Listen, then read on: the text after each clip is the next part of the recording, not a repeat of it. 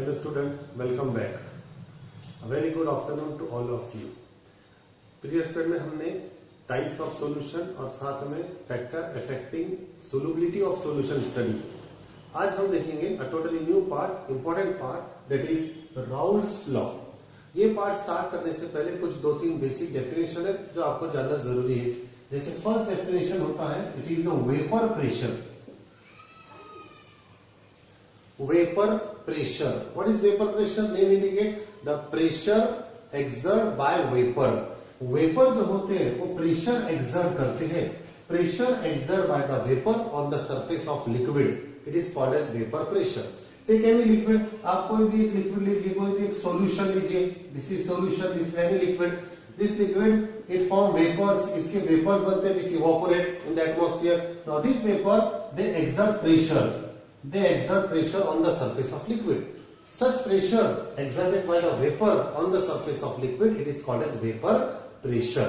एक टर्म हम यूज करेंगे, सिंबल रहेगा इसका P. Second concept, second definition that we use today, it is mole fraction. ये टर्म भी आज हम यूज करेंगे, mole fraction. Definition बता दी, fraction. Fraction का मीनिंग होता है ratio. Ratio of number of moles of one component to the total number of moles of all component. Number of moles को हम इंडिकेट करते हैं n से. So number of moles of one component upon total number of moles of all component. There are two component in A solution. Binary solution में दो component होते हैं, one is solute and second one is solvent. तो n2 indicate number of moles of solute, n1 indicate number of moles of solvent. इनको divide करेंगे हम, इसका ratio लेंगे. That ratio is called as mole fraction denoted by x. तो P जो है ये सिंबल रहेगा वेपर प्रेशर का, और X जो है ये सिंबल रहेगा मोल फ्रैक्शन का. 1 stand for solvent and 2 stand for solute.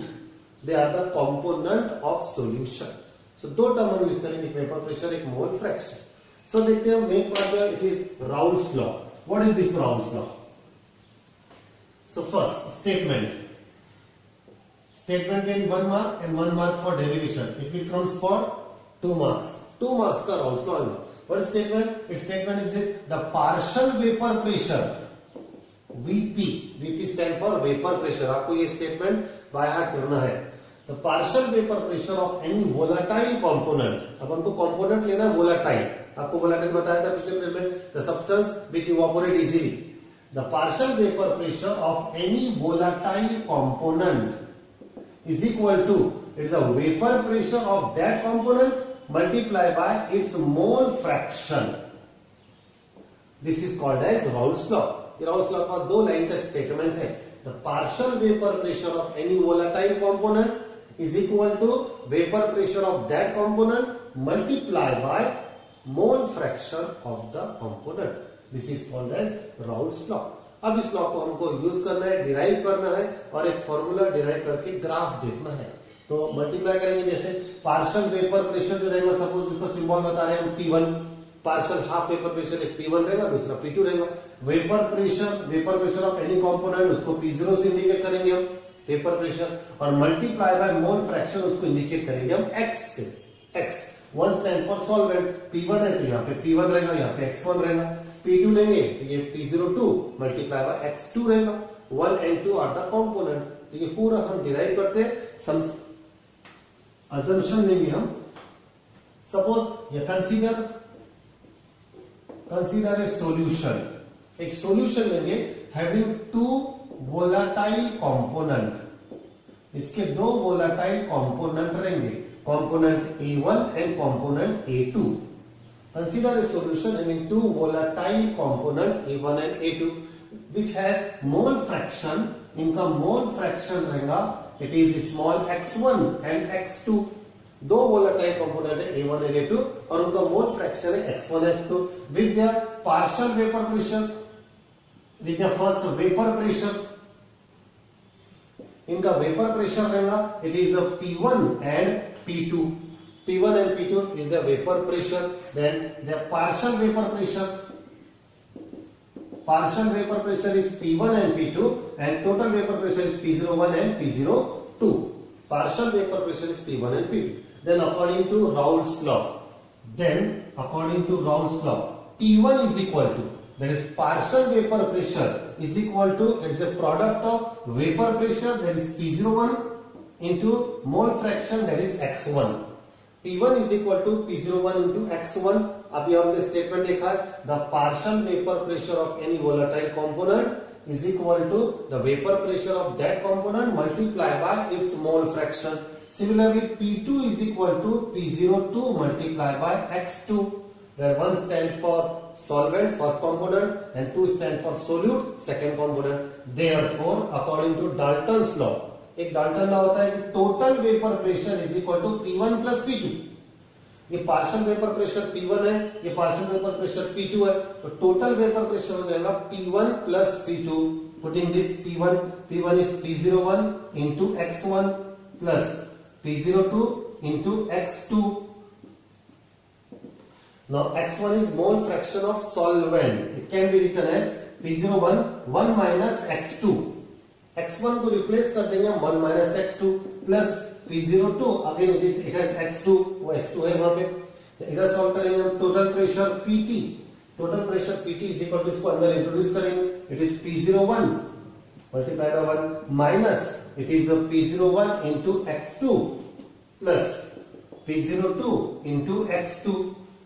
फिर ये टर्म हम एक साइड में ले लेंगे, पहले ये लिख लेंगे हम, it is P02 into x2 minus P01 into x2 minus, और इसको लास्ट में ले लेंगे plus P01.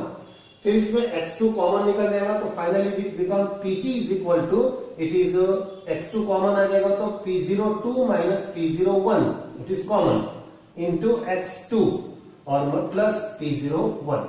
This is the formula for Raoult's law, where PT it is a total vapor pressure, P02 it is a vapor pressure of component A2, P01 it is a vapor pressure of component A1, x2 it is a mole fraction of component A2, and P01 again it is the vapor pressure of component P1. So this is the statement as well as derivation of Raoult's law. Now from this formula we will draw a graph. इस फॉर्मूले से एक graph बनाएंगे, that is very very important graph. फिर से एक बार देख लीजिए आप इसको.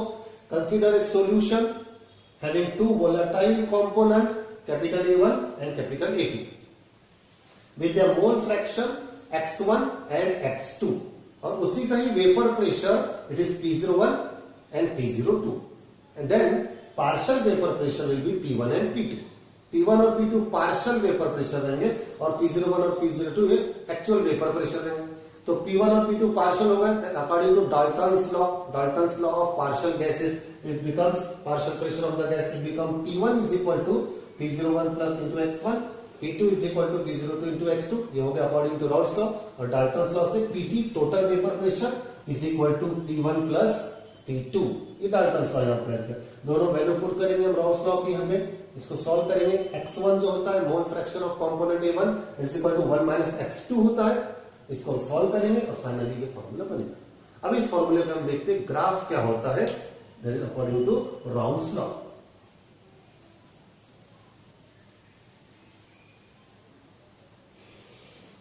So a graph is plotted between PT, that is vapor pressure, versus x2. x2 का मीनिंग होता है mole fraction. So nature of the graph will be like this.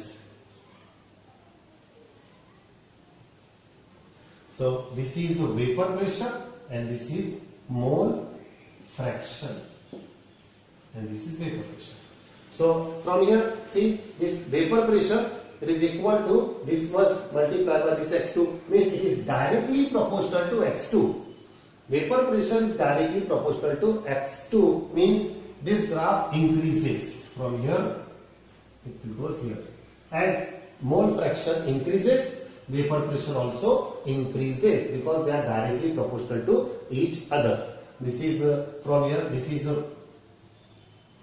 vapor pressure increases here, this is P01 and this is P02. Vapor pressure of first component and vapor pressure of second component.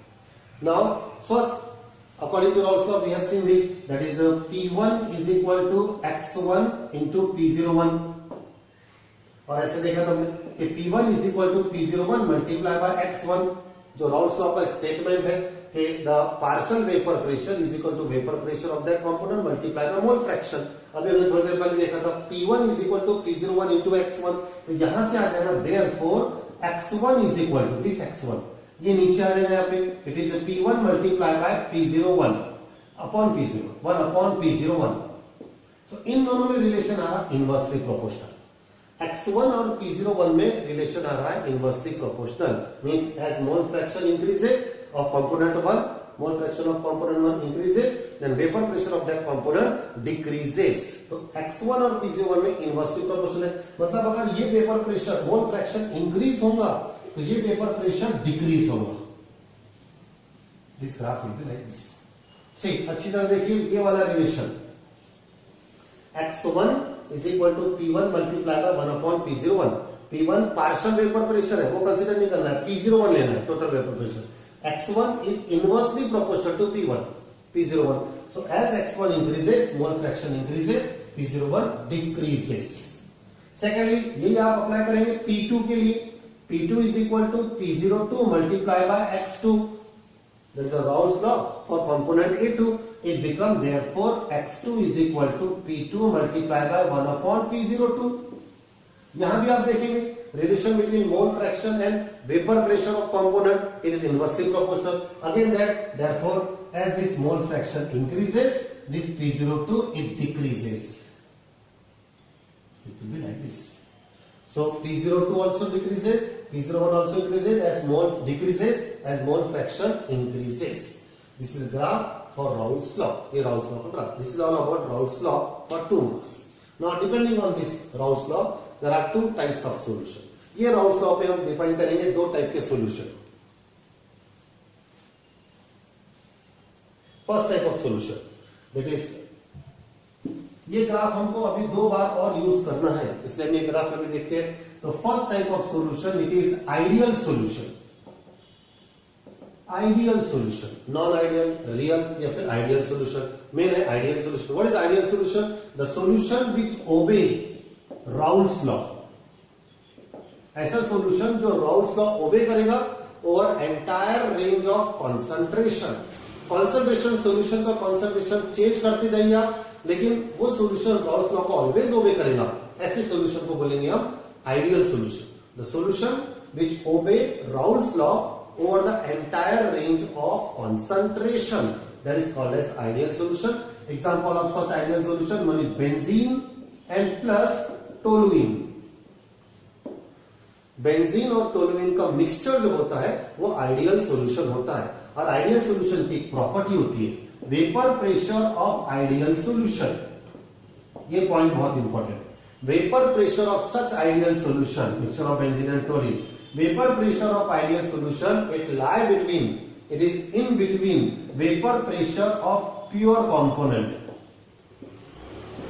vapor pressure of both the component, pure component, जैसे vapor pressure of component A1 and vapor pressure of component A2। ideal solution का vapor pressure of component के बीच में होता है, it is lie between, vapor pressure of ideal solution lie between vapor pressure of pure component. ये इसकी property होती है, it is like between. This is all about ideal solution. इसके opposite देखते हैं हम, number second it is non ideal solution. इसके opposite कर देने का, द सॉल्यूशन आइडियल को बोला था which obey Raoult's law, non ideal which does not obey, the solution which does not obey Raoult's law over the entire range of concentration. आप concentration बदलते जाएंगे तो ये राउल्ट्स लॉ को ओबे नहीं करेगा, ऐसे सॉल्यूशन को बोलते हैं नॉन आइडियल सॉल्यूशन। और इसका वेपर प्रेशर की क्या प्रॉपर्टी देंगी? Vapour pressure of ideal solution it may be non ideal solution, vapour pressure of non ideal solution it may be higher than the vapour pressure of component और it may be lower than the vapour pressure of component. तो condition होती है कि vapour pressure of non ideal solution it may be higher or it may be lower than vapor pressure of pure component। This is the condition for non-ideal solution। तो non-ideal solution का vapor pressure pure component के vapor pressure से या तो higher रहेगा या फिर lower रहेगा। उन दोनों के बीच में in between 2 component नहीं रहेगा, ये दोनों component से higher रहेगा या दोनों component से lower रहेगा। And depending on this ये प्रॉपर्टी, ये कंडीशन के बेस पे ये जो राउल्स लॉ का जो डायग्राम आपको दिख रहा है, ग्राफ दिख रहा है, इसमें कुछ डेविएशन आ जाता है। ये ग्राफ थोड़ा सा इंक्लाइन हो जाता है, थोड़ा सा झुक जाता है, थोड़ा सा कर्व बना लेता है, उसे कहते हैं हम deviation. So point number 2, non-ideal solution. Point number 1, ideal solution. Now number third. Number third, it is deviation. Deviation from Raoult's law. ये जो राउल्स लॉ का आपको ग्राफ दिख रहा है, इस ग्राफ में कुछ डेविएशन आएंगे। ग्राफ फिर से अच्छी तरह समझ लीजिए।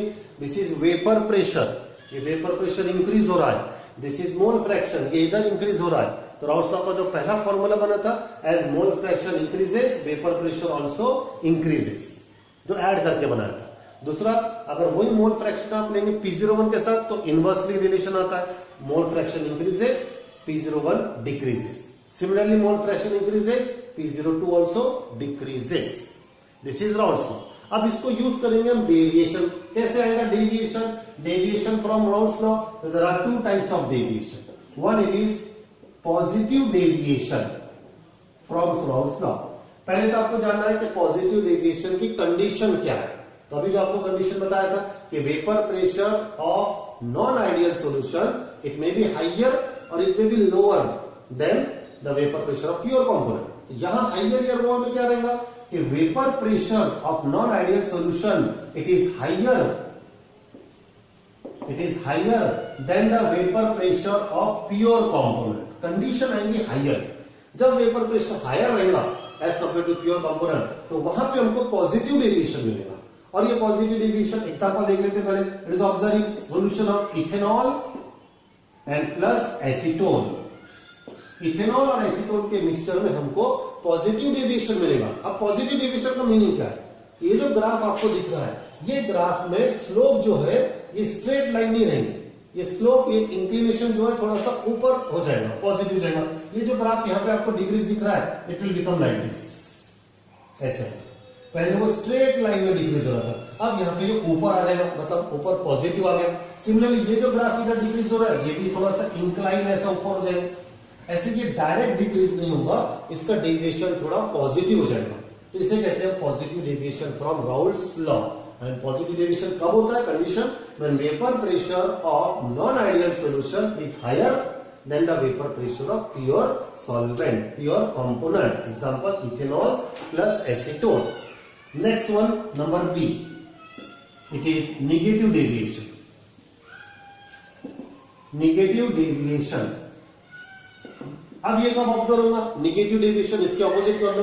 When the vapour pressure is lower than the vapour pressure of pure solvent.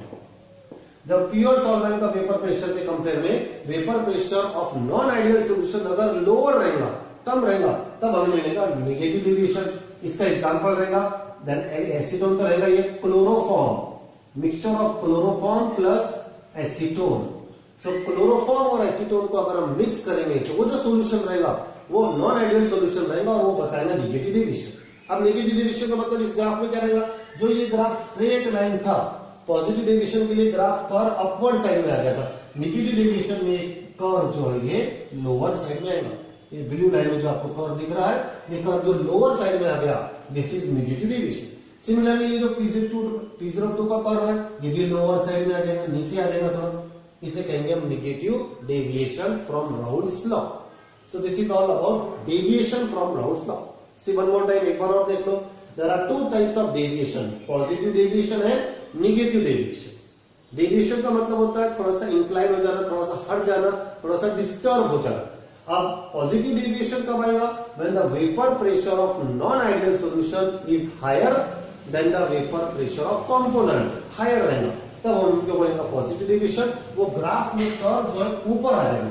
पहले ये कर्व स्ट्रेट लाइन थी, तो डॉटेड आपकी तरह ऊपर हो गई। नेगेटिव डेविएशन किसे कहते हैं? When the vapour pressure of non ideal solution is lower than the vapour pressure of pure component. ये कब होता है? जब ये ग्राफ नीचे हो जाता है। ये कंडीशन सेटिस्फाई होती है कि वेपर प्रेशर लोअर रहेगा, तो ये ग्राफ जो रहेगा इसका कर्व थोड़ा नीचे आ जाएगा इस साइड में, ऐसे साइड में, तो इसे हम कहेंगे नेगेटिव डेविएशन। ये ऑब्जर्व होगा chloroform and acetone. So this is all about deviation from Rawls law. तो रॉल्स लॉ में हम 3 पार्ट पढ़े, एक आइडियल सॉल्यूशन, एक नॉन आइडियल सॉल्यूशन, और नॉन आइडियल सॉल्यूशन में deviation from Rawls law. This is today's topic, that is Rawls law. आज यहाँ फिनिश करते हैं। नेक्स्ट पीरियड में ये पार्ट फिनिश हो गया सॉल्यूशन का, टोटली एक न्यू पार्ट पढ़ेंगे। Thank you.